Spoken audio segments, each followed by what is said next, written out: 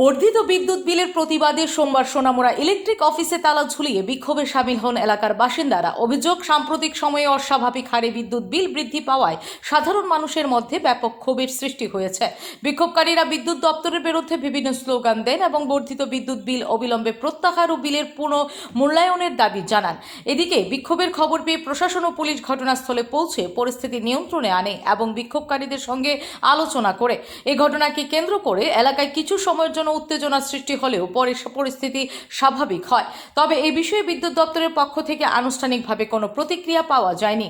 Bureau report, S Bharat live 24 hours. সোনামুড়ার পক্ষ থেকে হচ্ছে শুধু সোনামুড়ার জন্য তা না, এটা একটা বার্তা পুরো ত্রিপুরা রাজ্যের সাধারণ জনগণের কাছে একটা বার্তা যে ওনারা বলছে যে 2 মাসের বিদ্যুৎ বিল আমরা সার্ভার না থাকার কারণে বেড়েছে।